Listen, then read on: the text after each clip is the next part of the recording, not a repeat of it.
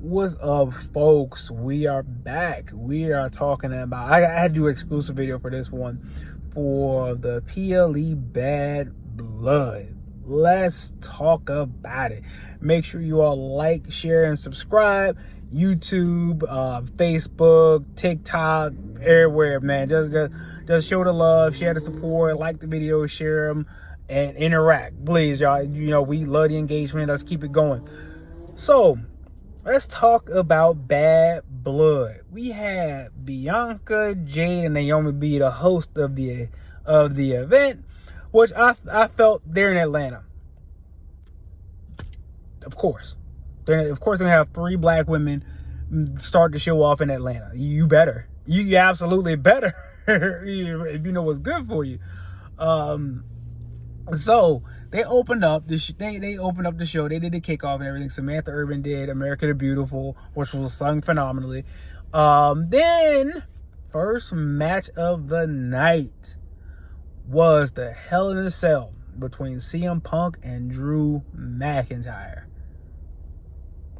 Man, they went at it.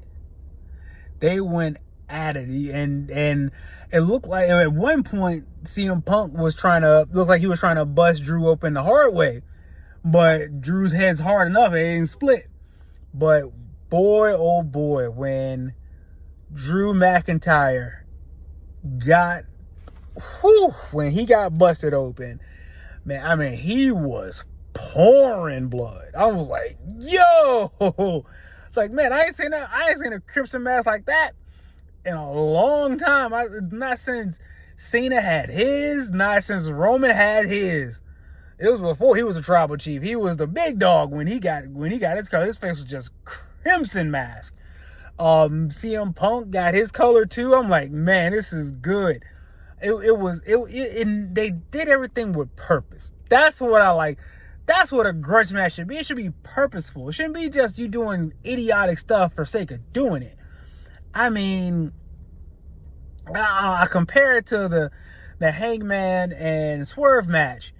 I mean, you ever know they had a grudge, but he stuck a syringe in Swerve's mouth. For what? You know, and I was hoping they didn't go there because they did bring out a toolbox. They were hitting each other with the wrenches and whatnot, which was okay. I was like, all right, as long as they don't get excessive with it. They didn't go too overboard with that part, and it was purposeful. You know, CM Punk had Drew in a hole, and Drew started hitting him with the wrench to get out. I thought that was great. I was like, oh, that's a great way to use it.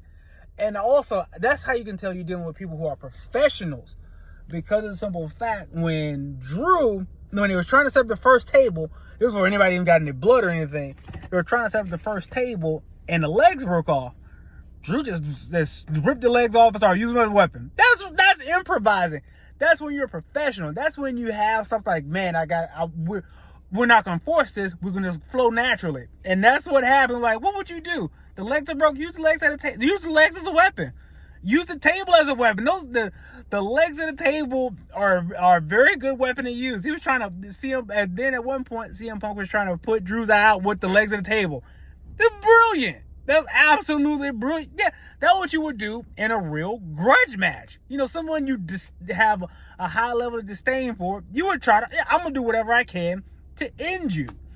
So I thought that was really good. That was super creative. They took some insane bumps. They was all getting all cut up and stuff. Backs was like hamburger meat. I mean, it was a real grudge match. Now, you know, they're both bleeding, they're both exhausted. CM Punk did get put through a table with a suplex, but it looks like Drew took the worst of it. When CM Punk hit Drew with the toolbox, I'm like, yes, that makes sense. It's a toolbox. Hit him with the heavy toolbox. He crowned Drew. Like, yes, hit him with the toolbox. That makes perfect sense. Hit him with that thing. And he beamed Drew clean. I was like, ooh, that looked like it hurt. And Drew was just, after that, I mean, I saw the pictures. Drew got like 16 staples in his head. Because, I mean, he got hit and just started pouring everywhere. And then when Drew, I love the fact that Drew was telling how bad he was hurt, trying to put the stairs in the ring. I'm like, that is good. He may have been hurt for real because, man, they went through some torture. So, but him getting the stairs in there, when he did that Claymore and missed, oh, but I'm getting ahead of myself. When he got the bag, I'm like, don't tell me they got thumbtacks. I was like, oh no, they got thumbtacks. I'm like, that honestly would have ruined the match for me had they had thumbtacks. Like, y'all got tools and stuff in the ring. You don't need thumbtacks. He brought out beads. Chef's kiss. That was chef's kiss. He brought out the little beads that CM Punk had that, that you make those bracelets out of. That was brilliant. That was such a great touch to add on to the match. And he went for that Claymore and missed. His back hit himself. Like, yep, Drew just paralyzed himself. Because his back hit himself like, oh my gosh. I can't believe he just did that. And CM Punk stuffed his face with it, had the chain wrapped around his knee, gave him to go to sleep, got the win. And he walked out, collapsed, had to get oxygen on. I was like, nope, I'm walking out. Drew stood up at the end. I was like, that was how you end a grudge match. That was how you end one. That's how you end a grudge match. Oh, it was great. It was so well done. I was so happy with that match. Next up, we had Nia versus Bayley. And this match was one I decided to give me something to eat. Just being honest. I went and got me something to eat. I knew Nia was going to win. I knew Nia was going to win. I knew Bayley wasn't going to win. I thought Tiffany was going to cash in. She didn't. And so I guess we got to wait on that one. So yeah, the match was okay. Nothing too crazy. I like the fact that Nia, they said Nia tried to do a Hurricane Rana when Bayley was up about the powerbomb. She wanted to give her the Annihilator, and Bayley got underneath her, and all of a sudden Nia did a weird almost flip, and Bayley just threw herself. I'm like, oh, okay. I like that Nia went for submission. She was wrestling like she was bigger than her, which was great. Yeah, put her in holes that she can't get out because you're bigger than her. She got to squirm out. Yeah, do big fight like you're bigger because you are. And like I said, the match was the match. It was okay, not the best, but not the worst either. And Nia won, and Tiffany didn't cash in. Next up, we have Finn and Priest. That match was okay too. Not crazy. I'm glad that Priest won, but at the same time, like, oh, Finn needed to win. I was like, I can't remember the last time Finn Balor won at a pay-per-view. I can't remember the last time he won a match at a pay-per-view, a singles match at a pay-per-view. So I was like, I wanted Finn to get the win, but I understood why he didn't. And now I think they done with the Judgment Day for the most part. I know Finn and Priest may have some more previous stuff to go on. I hope Finn comes back next as the Demon. Why not? Why not bring it back? Like, you may have fought Finn, now let's face the Demon, and Demon just mauls Priest or whatever, and they have their trilogy. The Judgment interfering, I was like, that's expected. But I'm glad that Priest got the win though, so now he can do break out and be a solo star and not be tied to Judgment Day or Rhea. Then next up, we got Rhea and Liv. Again, I enjoyed this match. I really enjoyed this one because I like that Liv fought like a heel, and she also fought like she was smaller than Rhea, which she is. She was doing little dirty tactics. She was doing just like endless, like, hey, how can I do something with this much bigger opponent? And she attacked the leg, which was smart. Now that little nip up when she did her little move and Rhea flipped out. I'm like, whoa, where did that come from?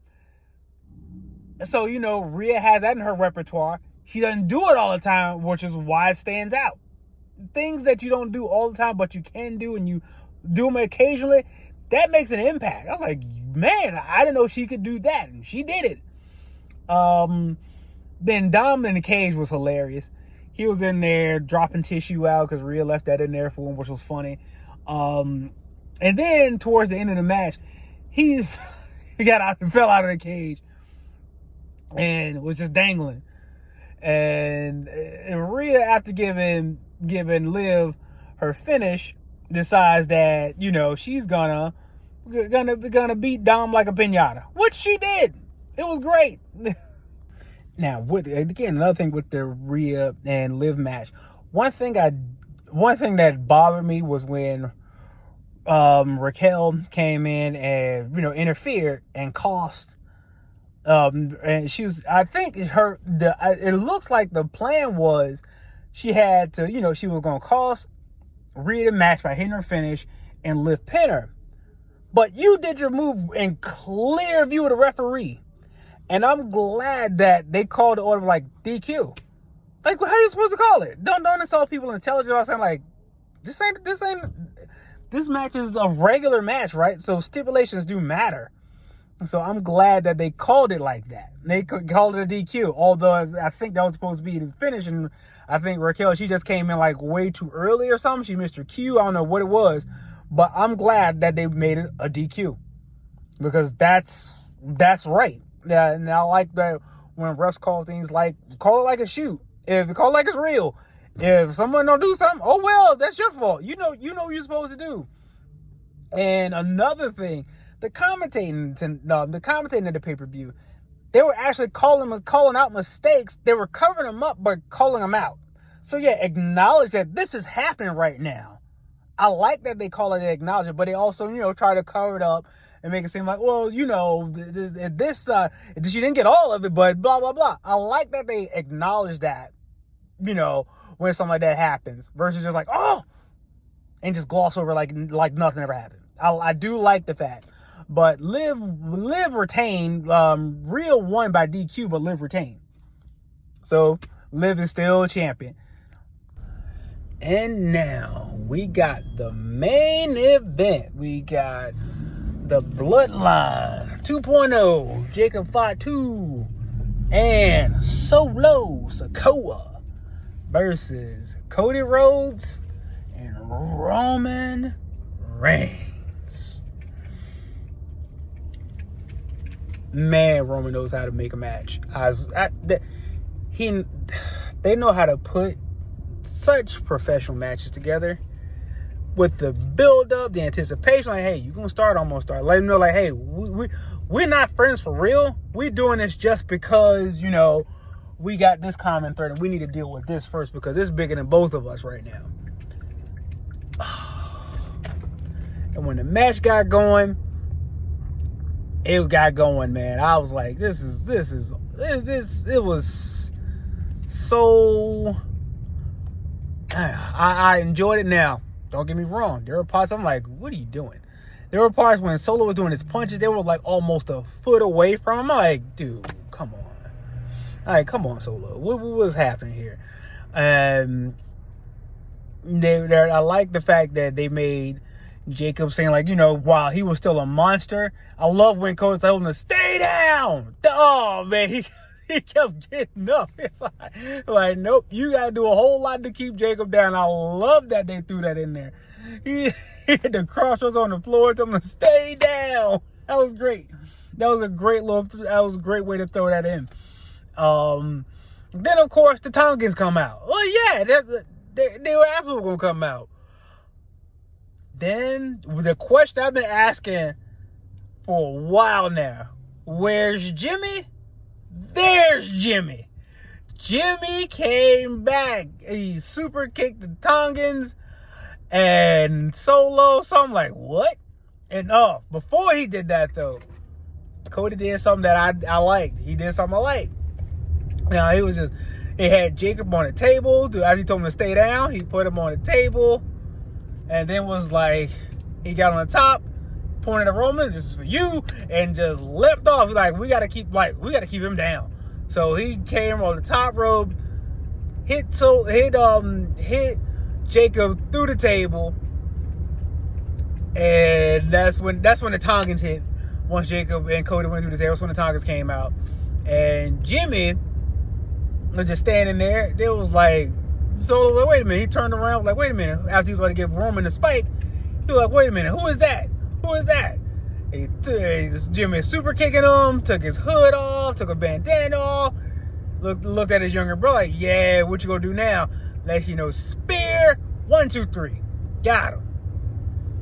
I'm like, man, I'm so glad Jimmy was back. And Roman is, God, man, that dude his facial expressions tell such an epic story. The fact that he looked, you can see with those moments he saw Jimmy, he was like, man, it's like, you here? After everything I did? And he was like, we family, Oos. I was like, that's dope. And then he hugged and embraced, and it was a real hug. I was like, oh, that's cool. That's so cool. Like, man, Jimmy's back. I was so happy to see Jimmy back. And the shirt is like, they not the ones. I love Jimmy. He's so comical. No shirt. They not the ones. Come on now. That's why I love Jimmy. Man, but that show, the PLE, I enjoyed it. All in all, I enjoyed it for the most part. But that ain't the conclusion. Final boss showed up. Final boss showed up. Now, I'm glad The Rock showed up. I don't know why he got that title, but dude, it's just the belt that it's weird. But the final boss showed up, and I was like, I popped when Jimmy came back. I was like, oh, it's Jimmy. There's Jimmy. My wife was like, why are you so loud? And who is Jimmy? I was like, this Jimmy Uso. I was like, oh, one of Roman Reigns. Because, like, yes, he back. Like, oh, good. And then she went about her business. And I popped when I saw The Rock. I was like, yo, what Dwayne doing here? And he was there. He didn't say a word. He just came out, gave the 1, 2, 3, and cut the neck and walked out. He cut a scathing promo. He's sick of the BS that's going on around here. He did that on Instagram. He's like, all the BS is going on here. And he's like, yes, where the final boss stands, the final boss will tell you when the final boss. He must have said final boss like 20 times during that whole rant. But I'm here for it. So now Cody they got this thing. The whole bloodline thing is so laid out. It's so layered. You can have matches for the next 2-3 years with this going on. I mean, you got The Rock and Roman. You got The Rock and Cody. You got Roman and Jacob. So you got Solo and The Rock. Because who's jockeying for position? Who's the tribal chief? You got Solo and Jacob when they clash. You got Jacob and The Rock. Jacob Fatu and The Rock could possibly have a match. The possibilities, man. That's why I'm so heavily invested in Bloodline, because where this can go, it can go a whole lot of places. And everyone can see that Jacob is a star. They putting him in with main eventers already. Like, and he ain't looking bad. I'm a Jacob Fatu fan. I'm here for it. So that was my all in all review of Bad Blood. I enjoyed it. I thoroughly enjoyed it. Even the Bayley and Nia match, although I did take a little break on that one, I did catch the overwhelming majority of that match, other than their intros. But that match wasn't bad either. It wasn't too bad. So I give that grade, like, all in all, I give that pay-per-view, I want to say an A-. I give that an A-. Other than Raquel missing her spot when we know you can see that Liv was supposed to win, but with her help, but she interfered way too early, and the ref looked dead at you. I gotta call this. So I get, and I like the fact that they did that from a professional standpoint. Like, don't play in my face. Like, we all know it's scripted, but at this point in our lives, come on, let's be realistic. However, you still, a little kayfabe is okay. It really is. A little bit is okay. So yeah, I thoroughly enjoyed the pay-per-view. Let me know what you thought of Bad Blood and where everything's gonna go from here. Don't forget, like, share, and subscribe. Let me know. Leave your thought in the comments, y'all. Peace.